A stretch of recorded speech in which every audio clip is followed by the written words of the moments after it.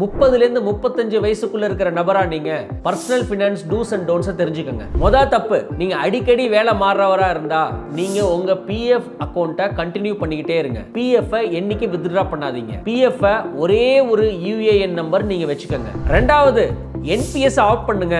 New tax ரெஜிமுக்கு move ஆகுங்க. இந்த மாதிரி பண்ணும்போது உங்க எம்ப்ளாயர் 14% ஆஃப் யுவர் பேசிக் சேலரியை கான்ட்ரிபியூட் பண்ணும்போது நீங்க அதிக டாக்ஸ் சேவ் பண்ண முடியும். மூணாவது, உங்க 30 வயசு வரைக்கும் அதிக சேவிங்ஸ் இல்லைன்னு சொன்னா வீடு வாங்குறத தவிர்த்துருங்க. 30லேருந்து 45 வயசு வரைக்கும் நல்லா சேர்த்து வைங்க. நீங்க 45 வயசுக்கு அப்புறம் கொஞ்சமா லோன் வாங்கி 45 வயசுக்கு அப்புறம் வீடு வாங்கிக்கலாம். நாலாவது, உங்க கம்பெனியை தவிர நீங்க கண்டிப்பா தனியா ஒரு ஹெல்த் இன்சூரன்ஸ் எடுத்துக்கங்க. உங்க பேரண்ட்ஸுக்கும் உங்க இன்லாஸ்க்கும் எல்லாருக்கும் சேர்த்து நீங்க ஹெல்த் இன்சூரன்ஸ் எடுத்துக்கிறது நல்லது. ஏன்னா ஒரு ஆபத்து வரும்போது உங்க சேமிப்பு கரையாம இருக்கும். அஞ்சாவது, உங்க ஒய்ஃபுக்கு கண்டிப்பா நீங்க ஹார்ட் அண்ட் கேன்சர்ங்கிற கிரிட்டிக்கல் பாலிசி நீங்க எடுத்திருக்கணும். அதை தவிர மினிமம் 1 crore டேர்ம் கவராவது வச்சுக்கோங்க. உங்களுக்கு லயபிலிட்டிஸ் ஏதாவது லோன் இருந்ததுன்னு சொன்னா அதையும் சேர்த்து நீங்க டேர்ம் கவர் எடுத்துருங்க.